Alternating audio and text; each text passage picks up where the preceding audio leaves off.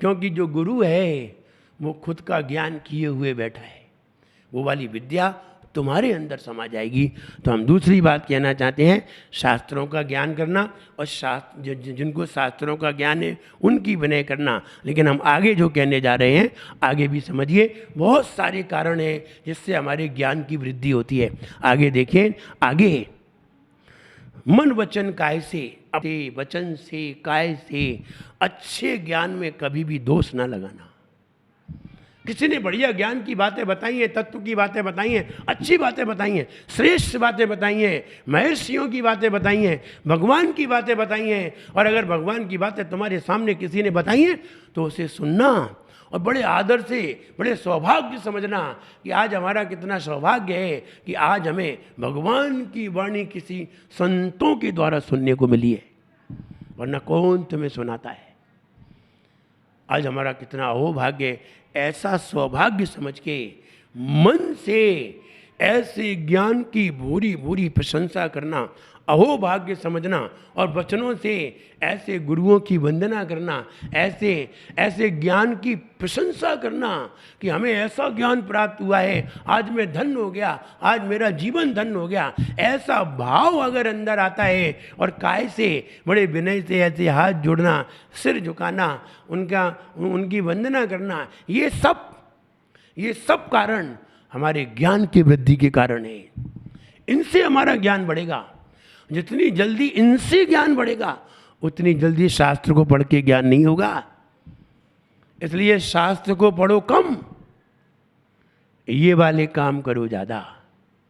किसी से ज्ञान की बातें मिली, किसी ने बढ़िया बातें बताई, एक से एक शानदार बातें, जैसे कि संसार में दो ही तत्व हैं, एक जीव और अजीब। अजीब तत्व के 5 भेद होने के कारण सारा चक्र अजीब तत्व का घूम रहा है और जीव तत्व उसमें भ्रमण कर रहा है। अगर कोई ऐसी बातें तुम्हारी सुनने में आ जाएं कि 7 तत्व होते हैं, तत्व उन्हें कहते हैं जो सारभूत होते हैं, द्रव्य उन्हें कहते हैं जिसमें बहुत सारे गुणों का समूह पाया जाता है, बहुत सारे गुण होते हैं, बहुत सारी जिसमें पर्याय प्रकट होती हैं, गुण उन्हें कहते हैं जिनसे किसी वस्तु की पहचान की जाती है। बहुत सारी वस्तुओं में से एक पहचान के द्वारा वस्तु को अलग किया जाता है, वे लक्षण या गुण कहलाते हैं।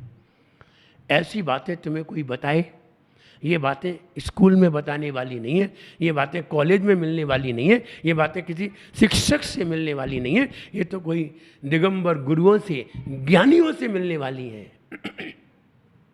और ऐसी बातें अगर कोई हमारे सामने करे और ऐसी बातें हम सुने, पहली बार सुने, तो निश्चित है हम उसकी भूरी भूरी प्रशंसा करें, मन से प्रशंसा करें, वचनों से उसके गुणगान गा के बताएं, बहुत अच्छा आपने बताया, आप जैसा ज्ञान कहाँ है, आप जैसा आपका ज्ञान हमें निरंतर मिलता रहे, ऐसा कैसे हो सकता है, ऐसा सोचें और शरीर से उसकी खूब अच्छी तरह विनय करें।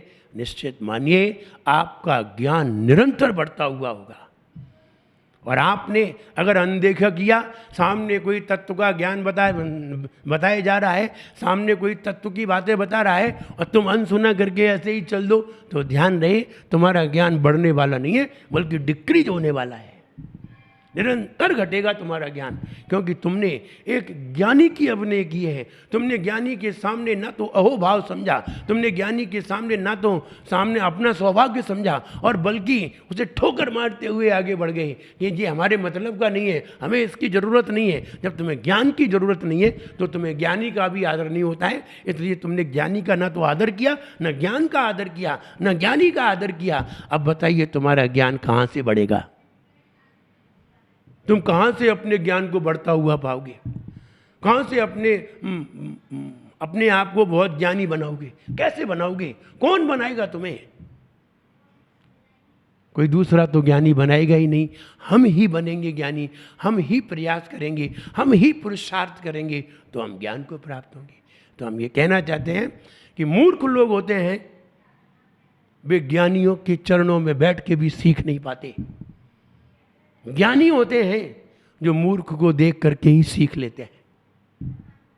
जैसे हमारे गुरुदेव थे, तो गुरुदेव ने सामने किसी व्यक्ति को झगड़ते हुए देखा तो सामने किसी व्यक्ति को झगड़ते हुए देखा अपने परिवार में, तो सामने झगड़ते हुए पति पत्नी में झगड़ा होते हुए देखा, तो उनके अंदर एक वैराग्य की किरणें आ गई और वैराग्य के विचार आने लगे, और वैराग्य के विचार आए और वो दीक्षा लेने के लिए तैयार हो गए। आज मुनि बन के, आचार्य बन के सैकड़ों व्यक्तियों का उन्होंने उद्धार कर दिया। कहने का मतलब ये है, ज्ञानी मूर्खों को देख करके भी सीख लेते हैं, लेकिन उन लोगों ने जो लड़ रहे थे, उन लोगों ने आचार्य श्री को देखा और आचार्य श्री को आचार्य अवस्था में देखा, मुनि अवस्था में देखा, आचार्य अवस्था में देखा, इतना बड़ा ज्ञान समूह, इतने बड़े मुनिराजों के बीच में देखा, इतने बड़े ज्ञानी के रूप में देखा, तब भी उनकी अकल में नहीं आई कि हम भी ऐसे हो जाएं।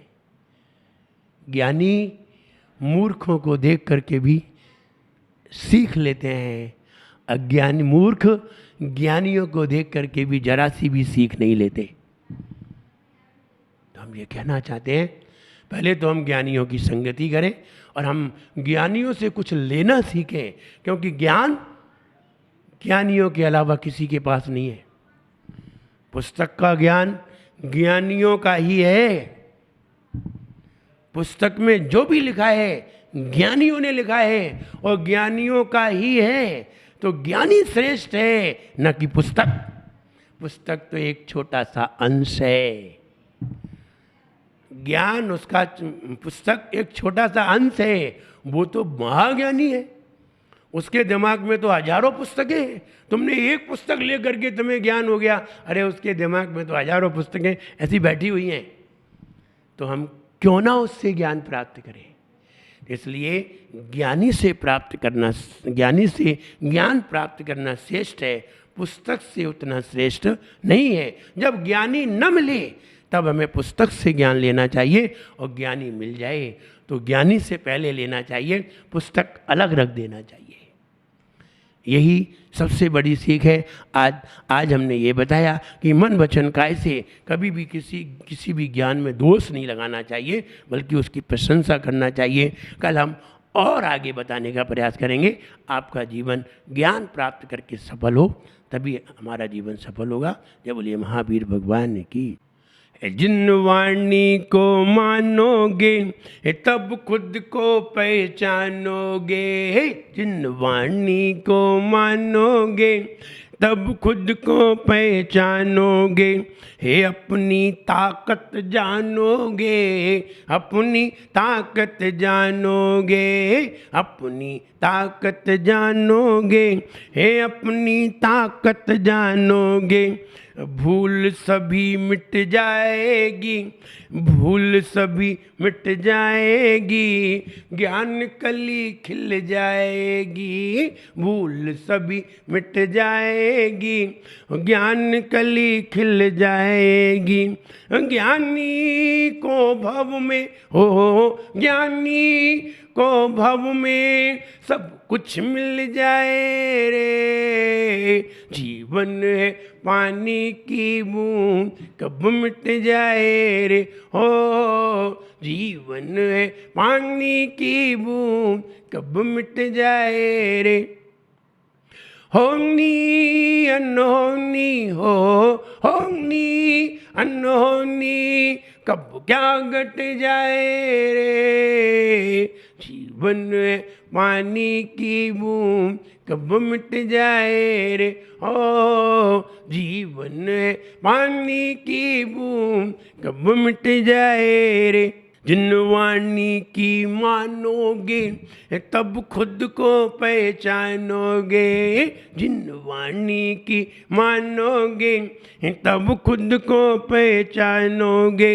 हे अपनी ताकत जानोगे, हे अपनी ताकत जानोगे, हे अपनी ताकत जानोगे, हे अपनी ताकत जानोगे। अगर आपने गणित की किताब पढ़ी है तो आप गणित के बारे में ही जान सकते हैं, साइंस के बारे में नहीं जान सकते। साइंस की पुस्तक पढ़ी है तो आप साइंस को ही जान सकते हैं। हिंदी की पुस्तक पढ़ी है तो आप गणित के बारे में नहीं जान सकते, सिर्फ हिंदी के बारे में जान सकते हैं। हम ये कहना चाहते हैं, हम जिस चीज़ की पुस्तक को पढ़ते हैं हमें उसी का ज्ञान होता है। वैसे ही आप जिन वाणी को पढ़ोगे, जिन वाणी का अध्ययन करोगे, जिन वाणी का गुणगान करोगे और जिन वाणी को पढ़ करके अनुकरण करके आत्मसात करोगे तो तुम्हें जिनेंद्र भगवान के बारे में पता चलेगा।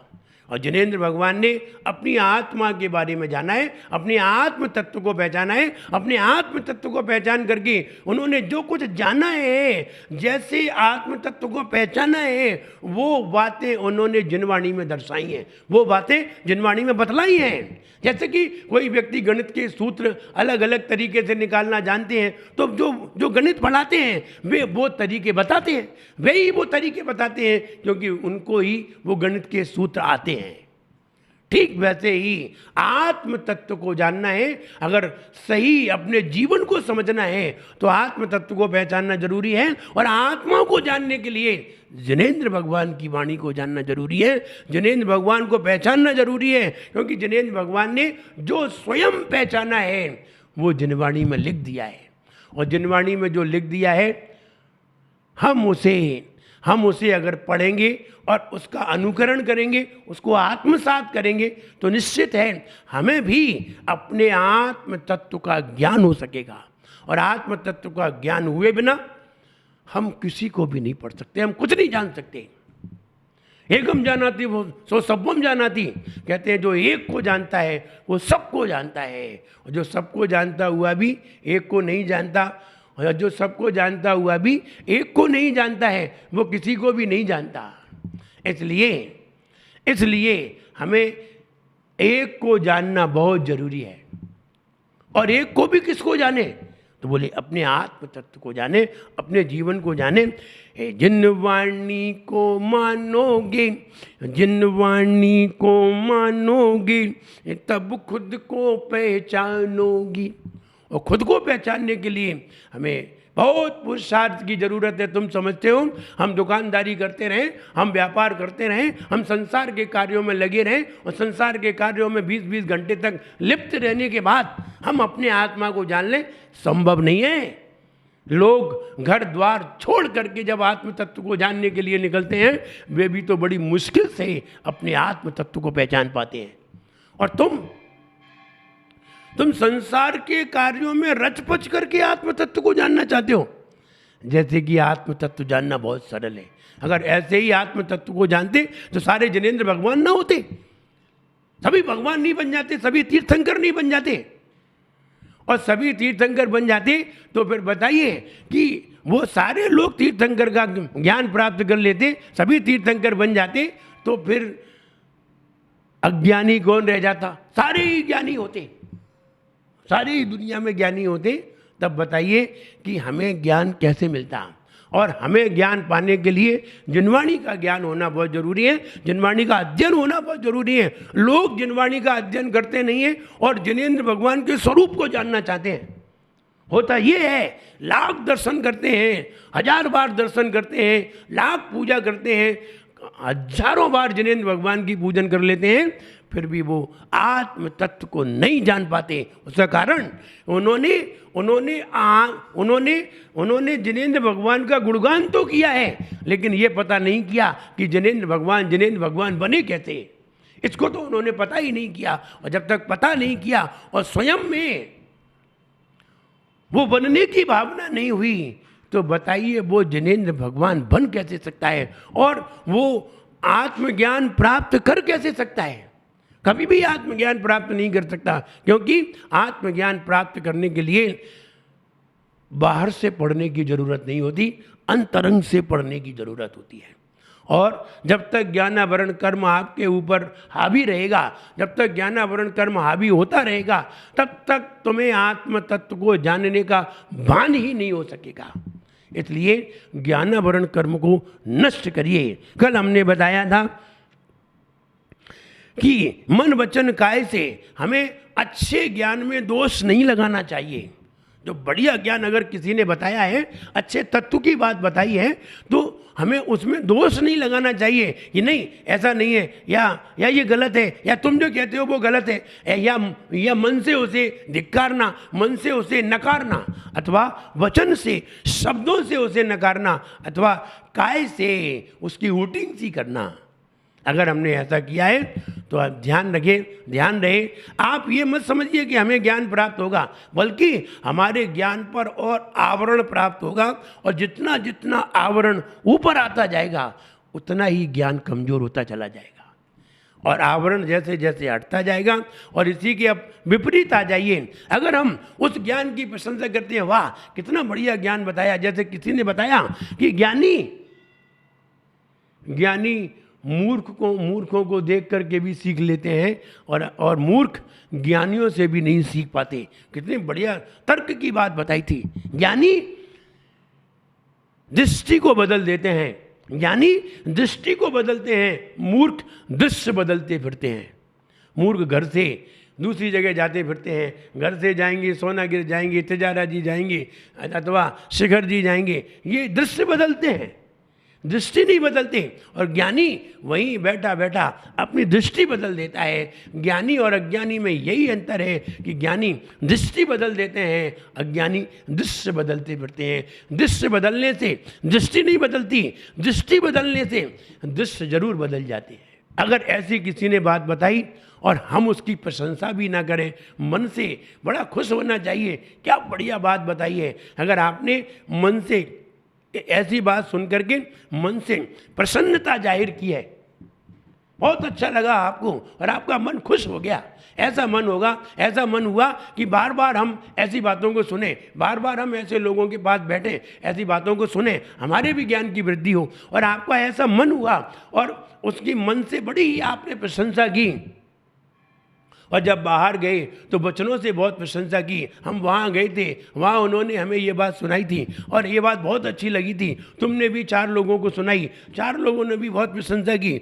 तुमने भी बुरी बुरी प्रशंसा की, बच्चों से प्रशंसा की, और काय से भी बहुत अच्छे हाव भाव करके बताए, तो काय से भी उसकी प्रशंसा की। ध्यान रहे, अगर तुमने किसी अच्छी बात पर तुमने प्रशंसा की है तो तुम्हारे ज्ञान का जो आवरण है, कवर है, वो तो हटेगा, लेकिन ज्ञान तुम्हारा बढ़ेगा।